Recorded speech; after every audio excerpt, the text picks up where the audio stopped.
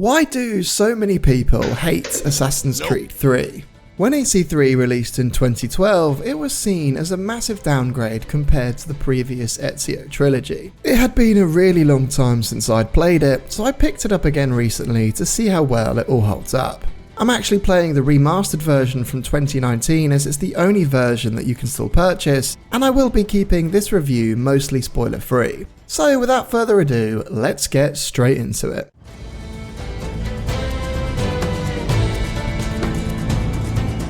Now, I don't want to spoil anything for you if you've never played, but I will be explaining the premise and the early parts of the game. You play as Connor, a Native American in, you guessed it, colonial America, a new young assassin working on destroying the local Templars, based across the two cities of Boston and New York, as well as the surrounding frontier area. However, in AC3 you don't actually start playing as Connor. The first 4 hours of the game sees you playing as the frankly charming and very British Haytham Kenway, son of the very famous Edward Kenway in the next installment of the game Black Flag. Our time with Haytham is very much the prologue of the game, and this is one massive prologue, all about him establishing a base in America to find an Isu artifact, working with some of the locals and engaging with the Native American community. Now here's the twist I'd be surprised if you didn't already know. AC3 gives us the illusion that you're an assassin and you're playing as one of the good guys until we indoctrinate one of our buddies Charles Lee into the fold, and Haytham says, "Welcome to the Templars." No way! Yes way! Shortly after, we then begin playing as our protagonist Connor, first as a child, then as a teenager, then a young adult, and then finally until we don our assassin robes and play as the fully grown Connor. All in all, this entire setup takes about 6 to 8 hours or so it's clear to see why for many people the pacing of the game can feel far too slow. Now with all that being said, from a story perspective, I may be mostly alone in saying that I like the long setup. I like that we get to play as the coolest Templar of all time, sorry Shay. I like the character development of Haytham rather than introducing us to Connor's father down the line, and I like the world building leading up to all of Connor's life events, but can ultimately appreciate why for many they're keen to get stuck in way quicker. Our main character Connor, or Ratu Hagatan, which I'm definitely saying wrong, has a very mixed opinion amongst the Assassin's Creed community. Connor had massive Ezio-sized shoes to fill, and he is so vastly different to our charismatic Italian, which makes a lot of sense considering his horrendous backstory. Connor is a largely stoic main character, angry at others, is very one-toned and serious almost 100% of the time, incredibly revenge-driven, naive, quite selfless when it comes to his community and those he loves, and always sticks to what he believes in and doesn't falter. Ultimately, Connor's main goal is to secure a place for his ever-dwindling people. A large part of the game, in fact, is not only just hunting down Templars, but it's also centered around the American Revolution, which if anything, is what most of the story covers. We take part in famous battles like the Battle of Bunker Hill, influence different historical characters and the decisions they make, even going so far in one scene to actually be at the signing of the Declaration of Independence. Whilst the world might be historically accurate with many real historical figures, actual history is massively subverted, where Connor happens to be at almost every single major event, and in many cases is the sole reason why things happened as they did. As I said, I won't give any major spoilers away, but the rest of his time in game is spent hunting down Templars, occasionally working with his father, which makes for some of the best moments in the game, and chasing down a certain character known as Charles Lee, who is responsible for the burning down of his home and sad death of his mother. I have to say that as a bad guy, I absolutely love Charles Lee. I liked how through Haytham's arc he actually seems like a stand-up guy, before he then starts beating on a 10-year-old Connor before burning down his family home. Again, that long Templar twist setup really aids the overall narrative, although it can always be quite funny when Connor is always shouting "Where is Lee?" in any social setting. Where is Charles Lee? Someone I haven't mentioned so far is Connor's mentor Achilles, who eventually you'll see further explored in the upcoming AC Rogue, although it's fair to say that Rogue doesn't exactly paint him in the best light. In AC3 though, Achilles is very much Connor's absent father figure, showing Connor the way of the assassin, trying to teach him right from wrong, and whilst a lot of the time Achilles and Connor will disagree, there is always an understanding and respect between the two of them. Other side characters include the hilarious Robert Fulker, who will show Connor how to sail, as well as lots of historical characters like George Washington, Benjamin Franklin, Samuel Adams, and more. Now, whilst I did say that Connor is quite a serious and one-toned character within the main storyline, his personality really does shine in his side content. The homestead missions, which sees you aid your local townspeople and recruit them to your settlement, is where Connor almost gets to take a bit of a break from the usual brutality of the main storyline, even going so far to walk someone down the aisle at their wedding. This is part of the game which, if you never explored, you didn't really get the full AC3 experience and never got to see another side of our Native American protagonist. The Assassin's Recruit missions are also weirdly a piece of side content rather than within the main storyline, which sees Connor, being the only assassin in the colonies at the time as Achilles is too old, try to rebuild the Brotherhood. In fact, there's even a part within the main storyline where the assassins play an important role, so if you hadn't done these Assassin Recruit side missions yet, you'd be really perplexed as to why they seemingly appeared out of nowhere. Even the conclusion with Achilles only takes place if you complete all of the homestead missions, and I feel like Ubisoft was kinda all over the place when trying to decide which aspects were needed for the story and which weren't. On the modern day side of things, which usually gets a giant groan from myself and much of the AC community, this is easily the strongest in the entire series. Some people say that after AC3, the modern day storyline died, and I am inclined to agree. Most of the time, I'm really not that bothered about the modern day storyline and would always prefer to just be in the Animus, but AC3 gives us an insight into what a full modern day AC game might look like. You find yourself climbing skyscrapers, infiltrating fighting tournaments, and then even sneaking into Abstergo itself, even managing to get some really fun modern day combat in there. To be honest, I don't really think that the modern day storyline of any Assassin's Creed game is actually well written, but it's the missions themselves which makes this so enjoyable. The modern day storyline ending is controversial for many, but I liked it. The closing of Desmond's storyline is satisfactory, if not a little rushed, and ultimately a sad ending for our favourite modern day protagonist. Overall, AC3 storyline is a slow burning narrative that takes time and dedication following a protagonist unlike what you're used to. I absolutely love that Connor narrates the story the entire way through, and it's a shame that they cut Connor's end monologue which was in the original game. It's a few minutes too long to share all of it now, but if you haven't heard it before, I suggest you give it a listen as it ties off everything rather excellently. Were we not meant to live in peace then? Is that it? Are we born to argue? To fight? So many voices, each demanding something else. Compared to AC2, Brotherhood and Revelations, which is very clear cut on who is good and who is bad, AC1 actually tries this too. It isn't so clear on who are the bad guys and who are the good, and the father and son dynamic with different ideals makes for some excellent dialogue and moments. I have to tip my hat as well to all of the voice actors, which dare I say is one of the best of the entire series. One negative I will say, and I don't know if this is the fault of the remaster, is that the cutscenes themselves don't look that great. We have poor facial expressions, bad textures, little detail, and if you look at the old faces from AC3 compared to now, there is a big difference. I'm really not sure what happened there.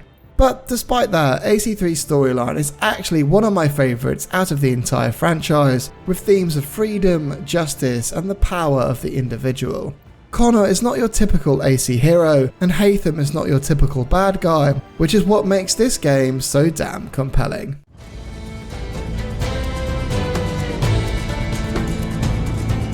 So as we know, AC3 is set in colonial America, specifically between 1754 to 1783, and your time will be spent across the two cities of New York, Boston, and the surrounding frontier. My first instinct when I started playing this was that the Revolutionary War setting is just really cool. There are redcoats completely littered everywhere, the architecture looks amazing, the costumes, the muskets, Native Americans, everything just looks incredible. And I bet if you are from the US, you'll have an even greater respect for all of it. They even had footage of this game at a museum in Washington DC to portray what colonial America looked like. That's just how respected and detailed AC3 really is.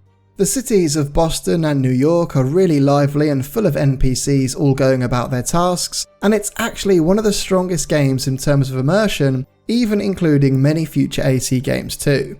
Obviously, New York and Boston don't feel as magnificent as cities like Rome or Constantinople, but I didn't feel like I lost out on any sort of parkour experience, jumping between roofs and running along the sidelines of the buildings. There are obviously no huge structures or iconic landmarks for you to scale, but it just wouldn't make sense if there were. I feel like despite both cities being incredibly similar in design, I still found them as enjoyable and interesting as our previous games. The space between the cities, known as the Frontier, is a series of diverse open plains with rolling hills, dense forests, swamplands and beaches with both colonial and native communities. There's also tons of different animals as well for you to hunt down, including bears, wolves, deer, moose, rabbits, elk and more, ultimately making the world feel very alive compared to our previous 4 games. To compare it now to games like Origins, Odyssey and Valhalla just isn't really fair, but at the time AC3 felt massive in scale. However, it's fair to say that there is a lot of riding and running around, which especially when travelling to your homestead can feel really boring. Whilst fast travel does exist, you can't simply travel from a city to your homestead. Instead, you have to fast travel to the end of one map, move through the frontier, oftentimes physically ride on your horse, before then getting to the end of another section. Perhaps this was a game constraint at the time of being created, but travelling between cities and back to your homestead with Achilles can often be a real bore, and with the multiple loading screens, it just breaks everything immersion-wise. You can, however, fast travel if you use your ship or even a carriage, however even then, you're still not exactly where you'd want to be. There's even an underground system too within AC3, which early on in the game you're introduced to, given a torch and forced to escape through tunnels underneath the city. At first I thought this was really cool and creepy, but on my second time the torch just got really annoying as it flings all around the place, and it was nigh impossible to see where I was heading. Certain fast travel points are found underground too, so if you're a perfectionist, you'll need to explore it all. However, later on, I actually found I could fast travel almost anywhere without even being near a fast travel point. So, in all honesty, I'm not entirely sure what exactly fast travel is like in AC3, but I do know that it's just a mess. Another negative is that the animals and wildlife you're encouraged to hunt whilst not fast travelling through the frontier, although vast, have really dumb AI. There is a whole bait and craft system within the game in order to help you hunt down and skin these animals, but it often doesn't work very well, and it's always much easier to just chase down and run directly at your target. I also found, and perhaps this is a remastered game bug, a lot of the time there is no music playing either. All I can hear is the sounds of my horse trotting or the wilderness, which while some may like, for me I prefer some cool AC background music whenever I'm travelling or stalking through the undergrowth. Onto some positives though, first being that AC3 was a massive graphical improvement compared to the first 4 games, and here is some borrowed footage of the original game just to show you the difference, which is pretty staggering. Although even the remastered version, just like Black Flag, is capped at 60 FPS. There was also a really great dynamic weather system implemented into the game too, offering storms or sunny days, but really interestingly is that AC3 takes place over different time periods, so there is almost 2 versions of the map. One entirely in summer, and then one entirely in winter, so some of the time the entire map is covered in snow, adding a whole new level of depth.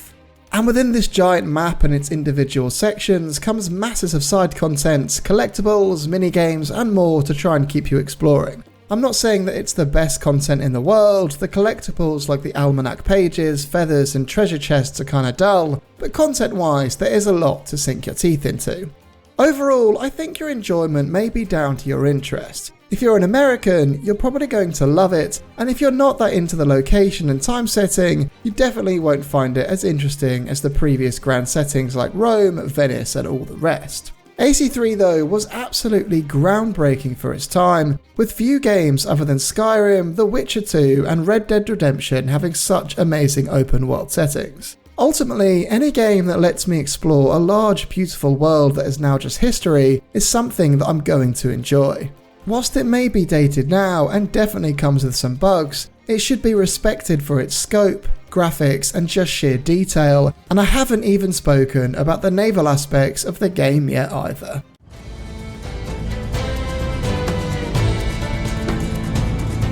Now, as I've just mentioned here, let's talk about those naval missions. As you can't physically get off your ship, nor just free roam and sail, I didn't think it was right to include it in the exploration section of the review.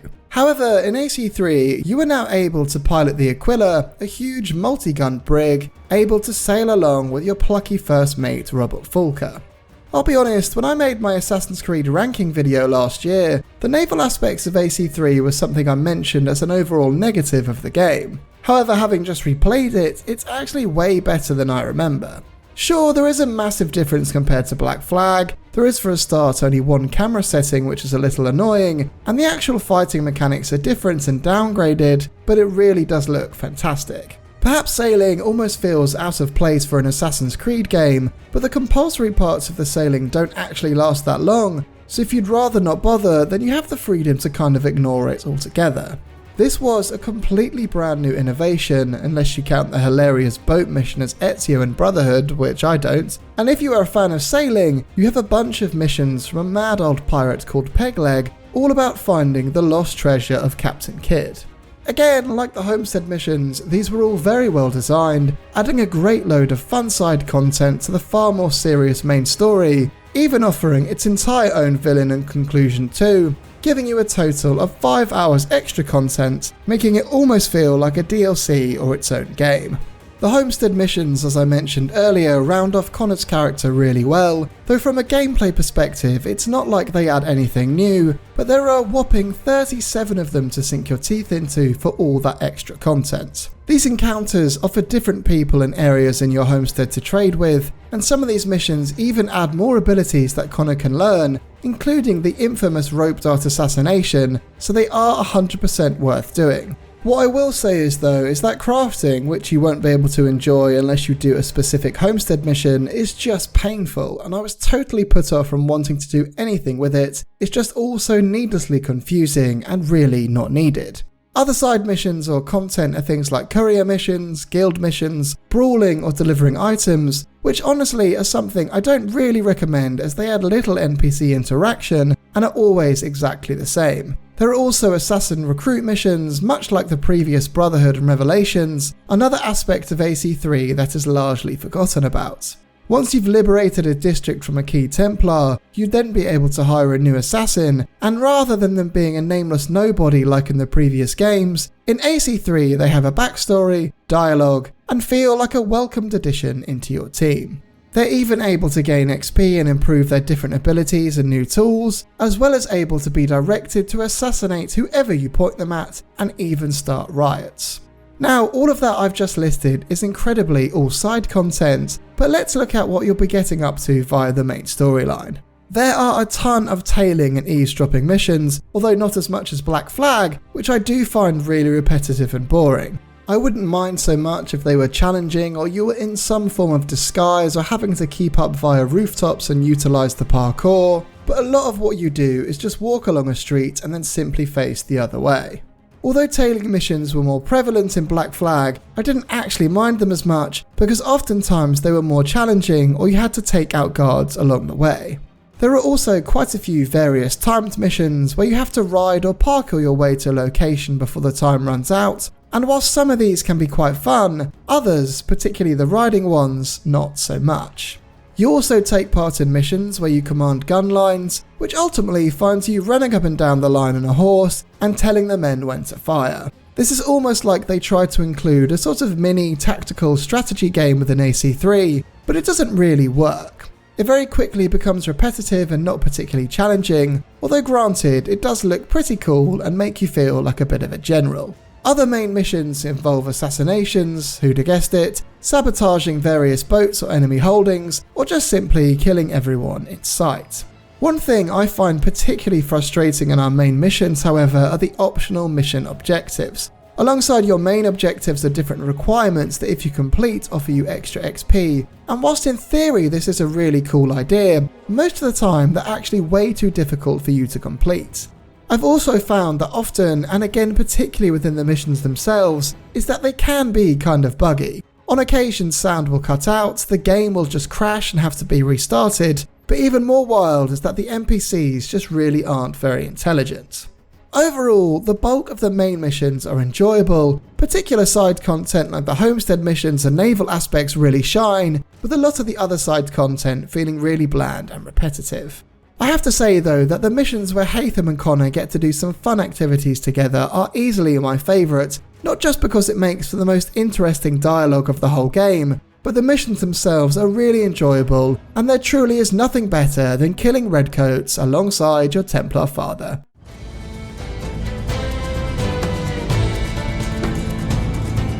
Now on to easily the game's major highlight, and that is its absolutely glorious combat. I will say this now, that whilst maybe not the most challenging, AC3's combat is by far the most enjoyable of the entire series. Connor and Haytham are both unstoppable tanks, dealing out brutal kill after kill in such a variety of fun ways. Whilst your main weapon as Connor is a tomahawk and Haytham's a sword, you have the option to pick up and purchase other weapons such as axes, muskets, clubs, knives, swords, alongside your own hidden blade and even just fists if that's your prerogative. With that comes lots of different attack styles and animations with each weapon too, and whilst it doesn't really matter which weapon you use for each fight, the possibilities seem endless and you'll rarely see the same animation take place in each encounter. Our combat too is incredibly fluid, so swapping between enemies, parrying, quick-shotting or even choosing to run away is always really responsive, and whilst Connor looks like a great brute, he has the reflexes of a ballet dancer. Some of your tools, which I'll speak on shortly, are also there for combat too, so your pistol, bow or even rope dart are all available for you to use mid-fight. Whilst AC3, Black Flag and Rogue all share very similar combat systems, and all three are fantastic, AC3 just takes the lead with everything I've listed above. Whilst it may be my favourite combat of the series, that isn't to say it's perfect, with perhaps its largest negative just feeling that it's kind of easy. Combat in AC3 can be mastered in just a few minutes, where it's pretty simply attack, parry, break defense, throw, and the occasional moment where you'll have to use an enemy to block incoming fire. Whilst it didn't look anywhere near as good, our previous games certainly gave us more controls such as heavy attack and grab. Ultimately, AC3 is a counter and then kill system, sometimes having to break an enemy's defense. There also isn't a huge amount of enemy variety, with the combat not changing as the game progresses, meaning enemy types are the same at the beginning as they are at the end, nor will Connor learn any new attack patterns as time progresses. It's just a case of learning which enemy types require a certain pattern of button mashing to eventually bring them down. This one may be a personal preference too, but counter kills also now go into slow motion, which whilst looks cool and feels a bit like say the Matrix, it isn't as seamless and smooth as previous games, again making it feel less skill based to time a counter when you have such a long duration to react. I personally don't mind it, but I can appreciate while others might not be a fan. Further negatives include quite hilarious ragdoll physics, the removal of the lock-on system, making it more difficult to swap to opponents, and the boss battles are easily some of the weakest of the series. Saying all of that though, if you're looking for a super enjoyable hack and slash experience with some of the most beautifully gory kill animations ever, AC3's combat is still my favourite of the entire series. The stealth, however, is on the opposite end of the spectrum. I'm sad to say that unfortunately, stealth in AC3 is probably the weakest part of the entire game. Whilst you do have a good variety of tools, including smoke bombs, rope darts, poison darts, and a brand new weapon, the bow and arrow, none of them ever really work that well. The bow and arrow, which you'd think would be really fun, I actually found it awkward to use, and the smoke bombs and the darts can't be fired very far either. Even trying to choose these tools is really long-winded too, and rather than being able to switch to them quickly, you'll find yourself scrolling down the choice wheel just to then throw some coins on the floor. My biggest complaint with the stealth is that the detection system is just way off. Oftentimes you'll be instantly spotted from miles away when you haven't even peeked your head out, thus telling every enemy in the vicinity exactly where you are. Or you'll find you can assassinate an entire patrol in a matter of seconds simply just by being behind them. There is no in between. Whilst social stealth exists in the game, there are very limited opportunities to actually utilise it. Mostly you'll find yourself blending in within the crowd in a tailing mission and a couple story missions, but there isn't even one assassination within the main story that actually lets you use social stealth to get to your target. It isn't all entirely negative though. A whistle was added to the remaster so you could lure guards over, and you can still hide and crouch in bushes like in previous games, with maybe one of the coolest aspects being the new rope assassination or predator move, which whilst not being really useful, does make you feel like a total badass. The same can also be said for being able to jump off buildings and assassinate with your tomahawk, as well as even being able to pick up a musket, ram it through the back of an enemy, and then shoot the dude in front of them. Overall, stealth in AC3 is a little bit like a downgraded version of Assassin's Creed Valhalla, where it's always far easier and quicker to take out every enemy in standard combat. There is just no need for it. Its biggest issue is truly the AI and the detection system, barely even giving you the opportunity to even use stealth. It's not impossible, and if you are as skilled as someone like Altair Stealth, who you should definitely check out by the way if you haven't, you can still have some really cool moments, but for the more average gamer, you'll likely never use AC3 stealth mechanics, and combat will always be the way to go. On the parkour side of things though, it isn't so clear cut on whether it's just good or bad. This was a brand new engine that Ubisoft was using, and rather than sticking to the formula of its predecessors, AC3 decided to switch up the game entirely. The game's parkour often gets lumped together with Black Flag and Rogue, and whilst I do enjoy the parkour in both those games, I feel like the world of AC3 just tips the scale in its favour. On the good side of things, we now had parkour allowing us to climb through trees and up cliffs, and swinging through the branches truly does feel amazing. Whilst it is very much a sea of linear paths, so you don't have much choice in which direction you actually want to go, this doesn't personally matter to me one bit. The animations themselves look fantastic, be that jumping between ledges, swinging over fences, climbing through cracks, even running through a house, which is just a straight up animation, they all look amazing. Seriously, this game does have to be commended with just how brilliant and seamless our parkour and free running now looks. A somewhat controversial change was that for all of this fluidity, there was a change to the controls, now combining free running and jumping into one singular button. Many people do see this as a downgrade compared to previous titles, and whilst I can appreciate that we do have less control, for the average player and myself, making parkour simpler to master is fine by me. Occasionally, it can feel a little under-responsive. Connor and Hatham might climb when you don't want them to, and one thing I have to say, although it's not exactly parkour, is that just normal walking looks really strange. It looks a little bit like father and son have one leg longer than the other, so they end up always walking at an angle. I'm pleased to say though that normal running does look great.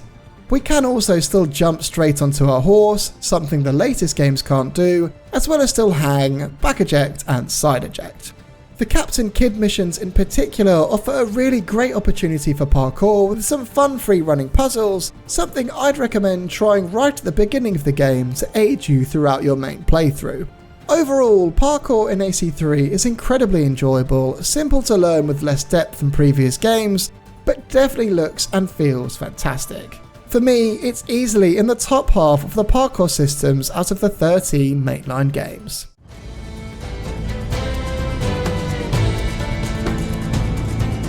One thing I haven't touched on yet is the game's soundtrack, which whilst it won't be playing all of the time, is easily one of my favourites of the entire series. Black Flag probably takes that top spot, with Valhalla deserving a shout out too, and whilst I have zero musical knowledge at all, just take a quick listen to this.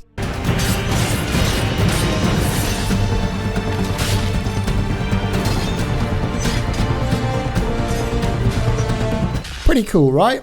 Another aspect of the game I haven't spoken on is its bugs, and unfortunately they are pretty numerous. There's nothing that's going to break the game by any means, but I've had a few game crashes over my 20-hour playtime, as well as NPCs behaving poorly, with different story scenes even lagging behind the audio. It is a real shame that the remaster didn't manage to polish these things out. To really conclude though, Assassin's Creed 3 is easily worth playing again in 2024. Our world is beautiful and rich with detail, the historical setting is amazing, and if you're a fan of US history, something you'll easily love. Our story is one of a kind, with this being one of the most narrative-driven AC games ever. Our protagonist Connor definitely deserves more respect, and Hatham is easily one of the best bad guys of the entire franchise. The story, like most AC games, isn't going to blow you away, but it definitely has its moments, with the modern day storyline probably best in the entire franchise with some great missions to boot. Our combat is my personal favourite of the entire series. Stealth is sadly pretty disappointing, but the parkour is a really fun and smooth experience, with tree parkour being absolute chef's kiss. Sure, aspects of it are definitely outdated, it is now 12 years old after all, but ultimately if you switch your brain off, you are going to have a blast with this game.